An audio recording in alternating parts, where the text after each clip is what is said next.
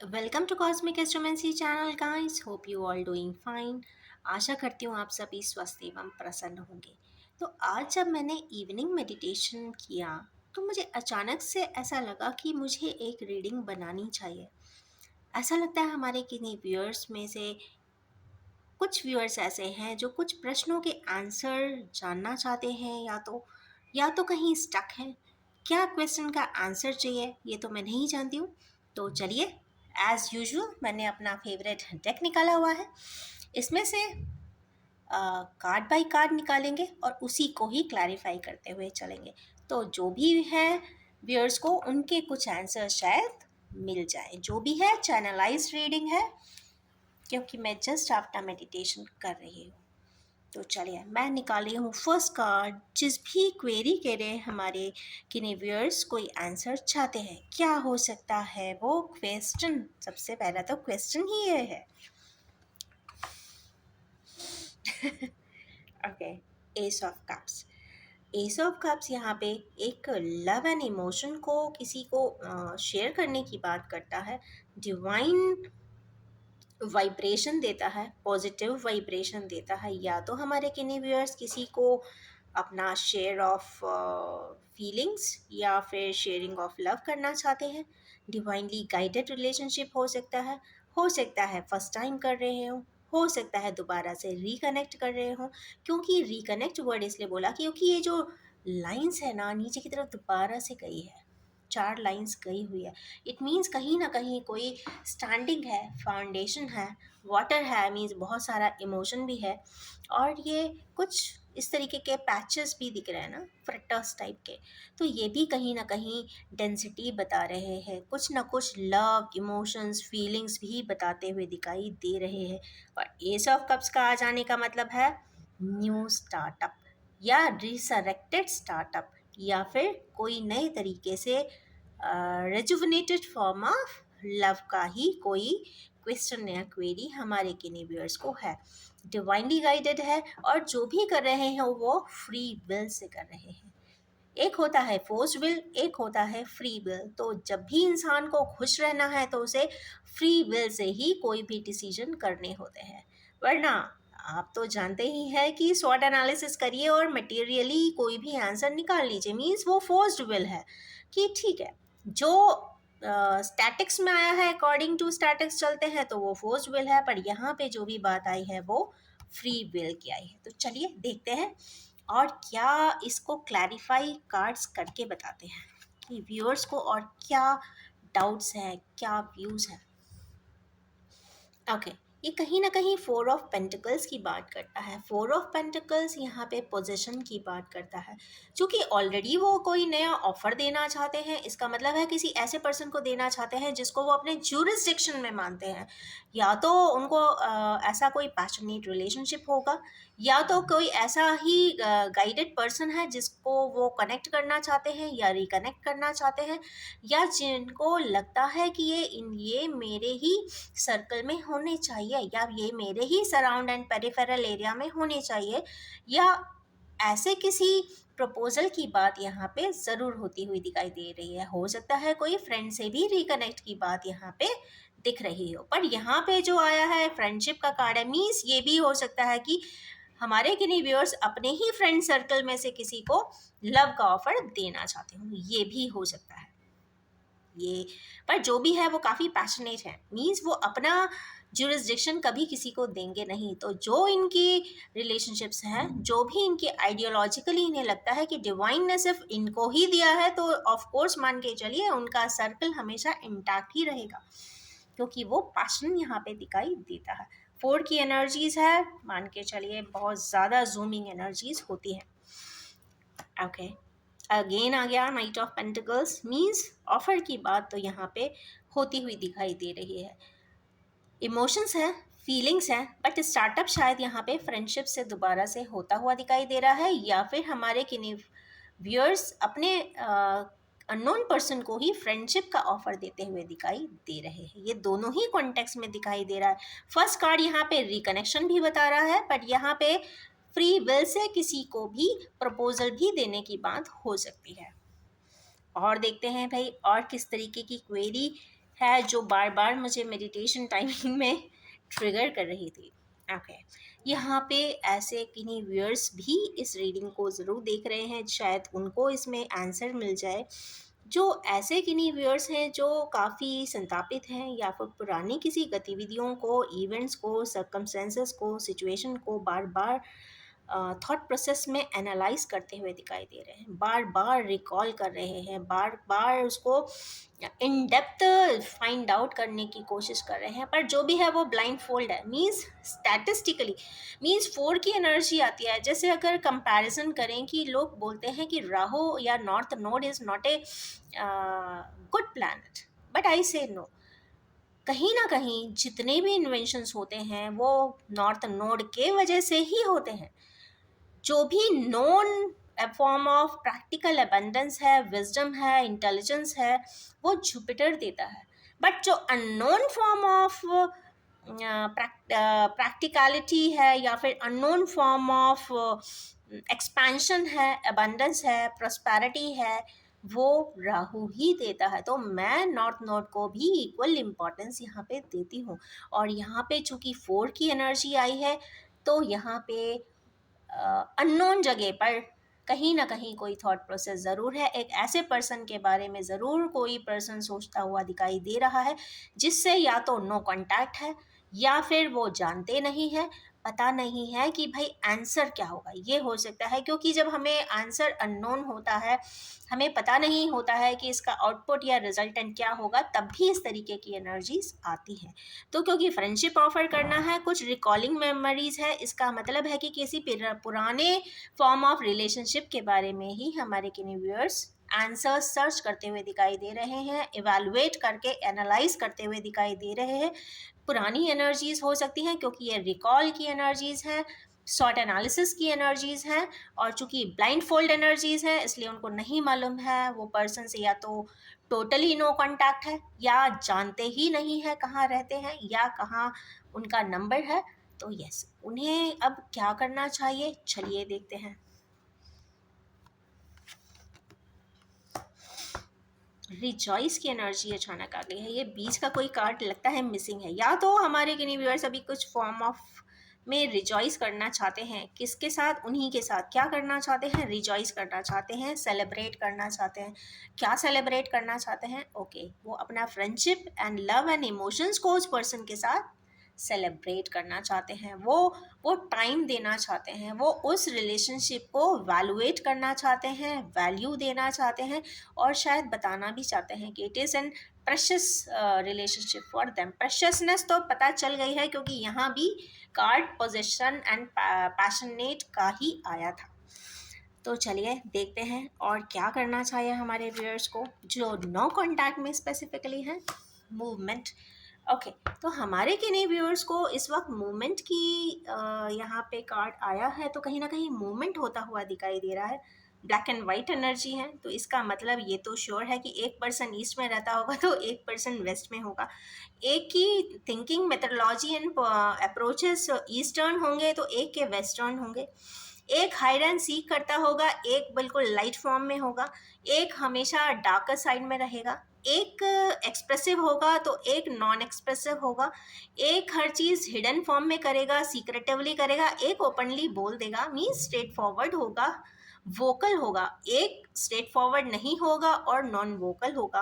But यहाँ पे emotion की बात आ रही है क्योंकि क्वेश्चन ही यहाँ से चालू हुआ है। किस पर्सन से रिलेटेड है? एक ऐसे पर्सन जो प्रपोजल देना चाहते हैं, रिजॉइस करना चाहते हैं, काफ़ी पुरानी चीज़ों को देख रहे हैं। तो उनको क्या करना चाहिए? उनको मोशन करना चाहिए या मूवमेंट करना चाहिए। अब मूवमेंट में आ रही कौन सी परेशानी है जो उनको बहुत परेशान कर रही है? चलिए कार्ड से निकालते हैं। स्टार का कार्ड है, I will be hiding it. रुकिए, मैं स्टार्ट का कार्ड आ गया। तो अगेन इनको डर किस बात का है या किस चीज़ को स्टक हो रहे हैं? स्टारी इफेक्ट मीन्स हो सकता है कि जो high, sorry for the interruption, but अभी जो पर्सन आए थे वो कोई इनविटेशन लेकर आए थे।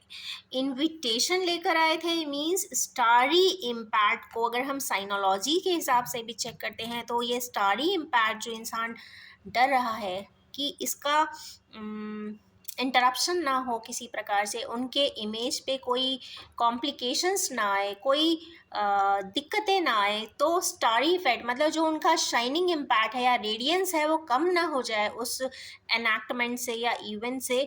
तो इसको लेकर वो शायद हमारे किन्हीं व्यूअर्स डरते हुए दिखाई दे रहे हैं। बट अगर हम साइनोलॉजी की बात करें तो जो हमको अभी इंटरप्शन में पर्सन आए थे वो इनविटेशन देकर गए हैं, तो किसी प्रकार का इनविटेशन ज़रूर है ऊपर वाले की तरफ से, क्योंकि स्टार साइन हमेशा सेलेस्टियल बॉडी का है। सेलेस्टियल बॉडी कहीं ना कहीं सोलर कॉस्मोस की आती हैं, तो कहीं ना कहीं जब सोलर बॉडीज अटैच हो जाती हैं तो डिवाइनली गाइडेड हो जाता है। तो मुझे ऐसा लगता है कि इनविटेशन है सोलर बॉडी की तरफ से कि ये प्रोसेस कुछ आगे होना चाहिए, मींस मूवमेंट तो होना ही चाहिए। चलिए और देखते हैं कि इस कॉम्प्लेक्स सिचुएशन के लिए जो हमारे किन्हीं व्यूअर्स नो कांटेक्ट में हैं वो और क्या जानना चाहते हैं। ओके, वो फैमिली चाहते हैं या रीयूनियन चाहते हैं। ये हायर सोलमेट्स की एनर्जीज है। अगेन 4 की एनर्जी आ गई। स्टेबिलिटी चाहते हैं किसी रिलेशनशिप में, वो स्टेबल रिलेशनशिप बनाना चाहते हैं, वो लॉन्ग टर्म चाहते हैं। और सबसे बड़ी बात यहाँ पे एक तो एबंडेंस चाहते हैं और साथ में पीस भी चाहते हैं, क्योंकि ये जो पर्सन्स यहाँ पे एनैक्ट कर रहे हैं या जो भी चल रहे हैं, आ रहे हैं, जा रहे हैं, वो रूटीन बता रहा है। रूटीन बता रहा है मीन्स रूटीन तभी किसी भी इंसान का फॉलो होता है जब वो बहुत पीसफुल होगा। पीसफुल होगा, रूटीन रेगुलर हो जाएगा, और रेगुलर रूटीन हो जाएगा तो अबंडेंस आएगी। अबंडेंस आएगी तो प्रॉस्पेरिटी अपने आप मिल जाएगी। और जुपिटर की प्रॉस्पेरिटी जब यहाँ पे राहु की प्रॉस्पेरिटी के साथ ऐड होगी तो ये मान के चलिए वहाँ पे ओवरऑल डेवलपमेंट ज़रूर होगा। यहाँ पे material growth, abundance, prosperity along with spiritual prosperity too। तो यहाँ पे बहुत सारी चीज़ें इस क्वेश्चन का आंसर इस कार्ड ने हमको दिया है। और यस, हमारे किन्हीं व्यूअर्स का ये एक्सपेक्टेशन है। अब कितना ये एक्सपेक्टेशन फुलफिल होता है, चलिए नेक्स्ट कार्ड से देखते हैं कि इस जो एक्सपेक्टेशन से मीटिंग करना चाहते हैं उसमें कोई हिंड्रेंस तो नहीं है, और कोई हिंड्रेंस तो नहीं है जो आ सकती है। ट्रैप्ड महसूस करते हैं, किस चीज़ से ट्रैप महसूस करते हैं? डेस्टिनी से ट्रैप महसूस करते हैं। डेस्टिनी का नंबर यहाँ पे आया है 8 का। कर्मास की वजह से ट्रैप्ड हैं, ब्लाइंड फोल्ड हैं, अपने आप को वो ट्रैप में महसूस करते हैं। मीन्स वो किसी पर्सन से, इसका मतलब है नो कॉन्टैक्ट वाले जितने भी व्यूअर्स हैं वो शायद किसी से मिलना चाहते हैं, वो मिल नहीं पाते हैं, चाह कर भी नहीं मिल पाते हैं, वो अपने आप को लाचार महसूस भी कर रहे हैं। यहाँ पे उनको बहुत डिफ़िकल्ट एनर्जीज दिख रही हैं। तो और अभी और देखते हैं कि क्या और है कोई हिंड्रेंस जो उनको लगता है पावरफुल हिंड्रेंस हो जो।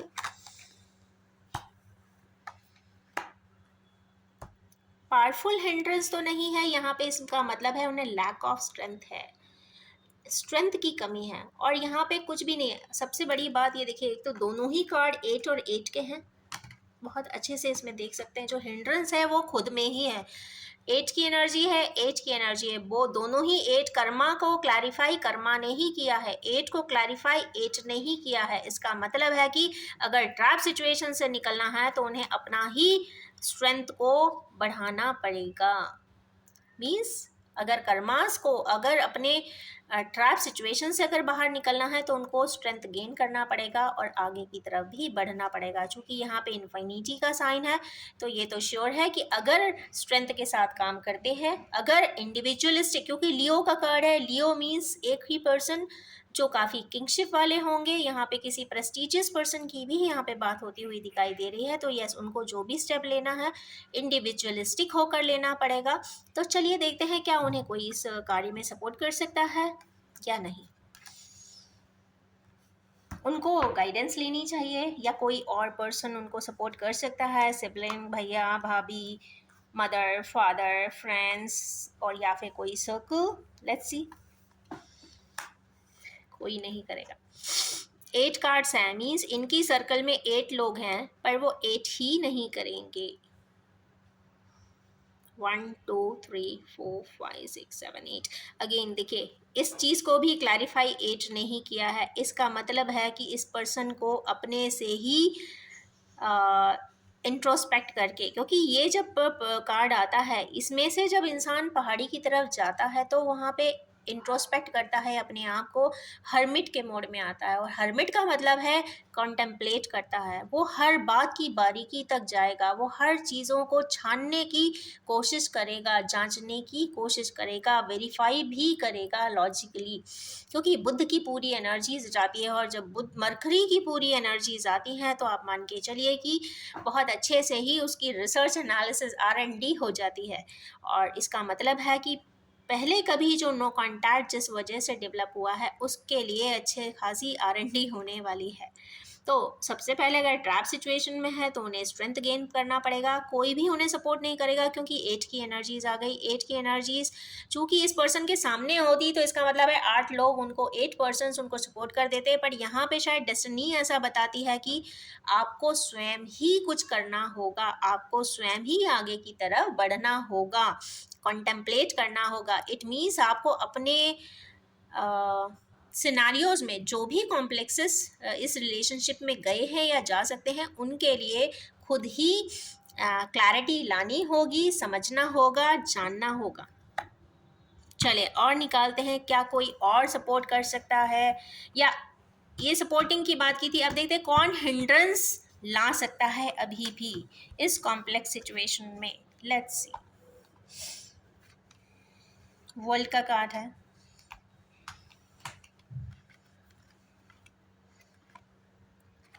अगेन कम्युनिटी प्रोटोकॉल्स है तो मैं इसको हाइड कर रही हूँ। दी वर्ल्ड का कार्ड अगेन आया हुआ है, तो इट मीन्स का कोई हिंड्रेंस ला सकता है, तो मीन्स लाइफ की साइकिल ही हिंड्रेंस ला सकती है। जो जिस तरीके के लाइफ के पैटर्न्स में ये पहले जिए होंगे, लाइफ की साइकिल जो उनकी रही होगी वो ही, या साइकिल से रिलेटेड जो लोग होंगे जिन्होंने पहले भी कहीं ना कहीं हिंड्रेंस का काम किया होगा, वो भी शायद किसी प्रकार का हिंड्रेंस यहाँ पर दे सकते हैं। चले, हिंड्रेंस हो गया। सपोर्टिंग देखा तो सपोर्ट में कोई नहीं मिला। हिंड्रेंस देखा तो यस, उस साइकिल के लोग जो ऑलरेडी निकल चुकी है, उस दौरान जब नो कांटेक्ट हमारे किन्हीं व्यूअर्स का हुआ था, तो यस वो लोग आज भी हिंड्रेंस कर सकते हैं, ये तो श्योर हो गया। अब निकालते हैं, अगर ये पर्सन अपना प्रपोजल या फ्रेंडशिप ऑफर देते हैं तो क्या उनको कोई पॉजिटिव आउटकम मिलेगा। King of swords, yes, logically and practically ही इनको अपनी बात कहनी पड़ेगी। और ख़ास बात यह है कि बोलने की किंगशिप मतलब आपको स्ट्रिक्टली नहीं बल्कि स्ट्रांगली, स्ट्रिक्टनेस एंड स्ट्रेंथ में बहुत डिफरेंस होता है। इसको और क्लैरिफाई 2-3 कार्ड्स करते हैं कि किस तरीके की आउटपुट हो सकता है, किस तरीके से एनैक्ट करना चाहिए। ओके, सबसे पहले तो रिग्रेशन का भी पॉइंट आया है, मींस मर्करियन एनर्जी है, 5 की है, 6 की है और किंग ऑफ सोर्ड की है। सबसे पहला है कि मेटिकुलस अप्रोच बनाना पड़ेगा। चूंकि सोर्ड का साइन आ जाता है तो मैसेजिंग भी एक साइन एंड सिग्नेचर होता है इस सोर्ड का। सोर्ड मीन्स लैंसर, लिखते भी कई बार है ना, pain is also a big form of lancer. तो कहीं ना कहीं सोर्ड आ जाने का मतलब है टेक्सटिंग। तो हमारे किन्हीं व्यूअर्स को सबसे पहले कुछ टेक्सटिंग ज़रूर करते हुए दिखाई दे रहे हैं। अपने व्यूज़ का आदान प्रदान शायद टेक्स्ट के द्वारा शायद करना चाहिए, या फिर उनको अच्छे से पेन डाउन करना चाहिए। क्या होता है जब आप मीटिंग में जाते हो और काफ़ी कॉम्प्लेक्स सिचुएशन हो तो आप भूल जाते हो, क्योंकि याद तो बहुत रहता है, मैं ये भी कहूँगा, ये भी कहूँगा, ये भी कहूँगा, ये भी कहूँगा, but at end moment we forget many things. So keep that points, write those points जिस पे भी क्लैरिटी चाहिए है, जो भी आप बात कहना चाहते हैं, note it down, pen down. यहाँ पे पेन डाउन का शब्द आया है, ठीक है।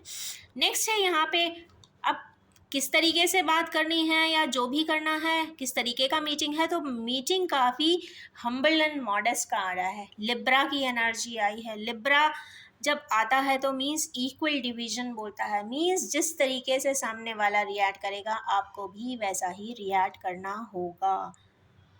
उसके बाद ये कार्ड आया है मीन्स रिग्रेट। इनको ऐसी भी कोई बातें पता चलेंगी जिससे इनको स्वयं ही रिग्रेट हो जाने वाला है। ये भी आउटकम का ही कार्ड है कि किस तरीके की मीटिंग है। पहली चीज़ तो पेन डाउन करना है, हम्बल एंड मॉडेस्टली बात करना है। लिब्रा की चूंकि एनर्जी है तो इक्वली सामने वाले को अगर आप अपनी बात कहते हैं तो सामने वाले की सुनना भी है।